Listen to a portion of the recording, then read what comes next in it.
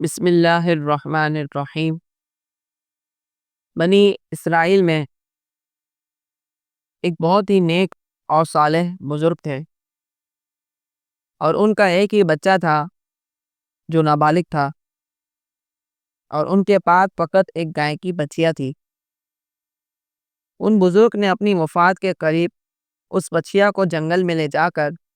ایک جھاڑی کے پاس یہ کہہ کر چھوڑ دیا کہ یا اللہ عز و جل، میں اس بچیا کو اس وقت تک تیری امانت میں دیتا ہوں کہ میرا بچہ بالغ ہو جائے۔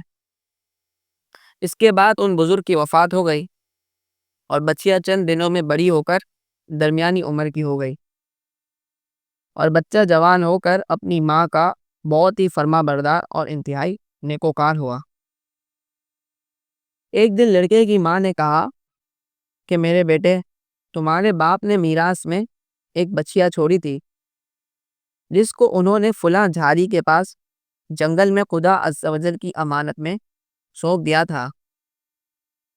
اب تم اس جھاڑی کے پاس جا کر یوں دعا مانگو کہ اے حضرت ابراہیم، حضرت اسماعیل اور حضرت اسحاق علیہ السلام کے خدا، تو میرے باپ کی سونپی ہوئی امانت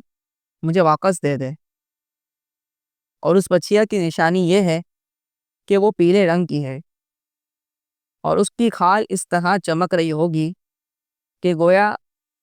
سورج کی کرنیں اس میں سے نکل رہی ہیں۔ یہ سن کر لڑکا جنگل میں اس جھاڑی کے پاس گیا اور دعا مانگی، تو فوراً ہی وہ گائے دوڑتی ہوئی آ کر اس کے پاس کھڑی ہو گئی، اور یہ اس کو پکڑ کر گھر لایا۔ تو اس کی ماں نے کہا، بیٹا، تم اس گائے کو لے جا کر بازار میں 3 دینار میں فروخت کر ڈالو، لیکن کسی گاہک کو بغیر میرے مشورے کے مت دینا۔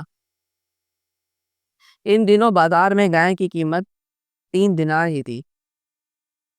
بازار میں ایک گاہک آیا جو در حقیقت فرشتہ تھا۔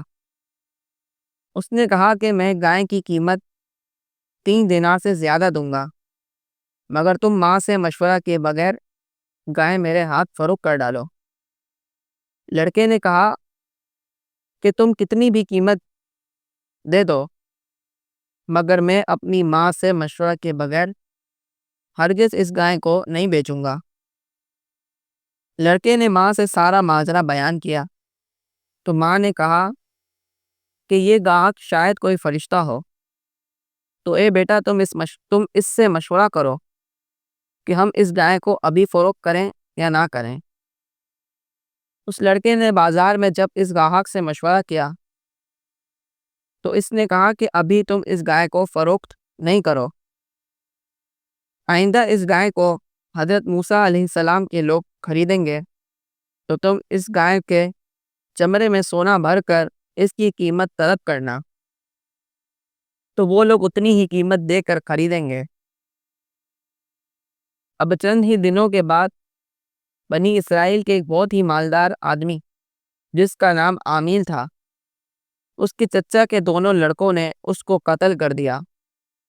اور اس کی لاش کو ایک ویرانے میں ڈال دیا۔ صبح کو قاتل کی تلاش شروع ہوئی، مگر جب کوئی سراغ نہ ملا تو کچھ لوگ حضرت موسیٰ علیہ السلام کی خدمت میں حاضر ہوئے اور قاتل کا پتہ پوچھا، تو آپ نے فرمایا کہ تم لوگ ایک گائے ذبح کرو اور اس کی زبان یا دم کی ہڈی سے لاش کو مارو، تو وہ زندہ ہو کر خود ہی اپنے قاتل کا نام بتا دے گا۔ یہ سن کر بنی اسرائیل نے گائے کے رنگ، اس کی عمر وغیرہ کے بارے میں بحث شروع کر دی، اور بالآخر جب وہ اچھی طرح سمجھ گئے کہ فلاں قسم کی گائے چاہیے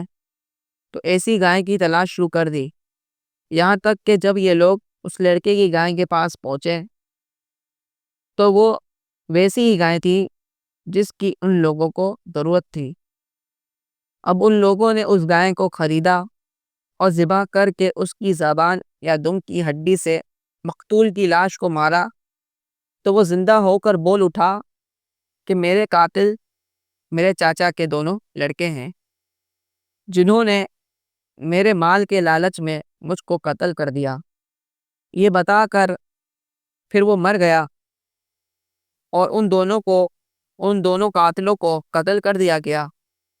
اور مرد صالح کا لڑکا جو اپنی ماں کا فرمانبردار تھا کثیر دولت سے مالا مال ہو گیا۔ صلو علی الحبیب صلی اللہ تعالی علی محمد صلی اللہ تعالی علیہ وسلم۔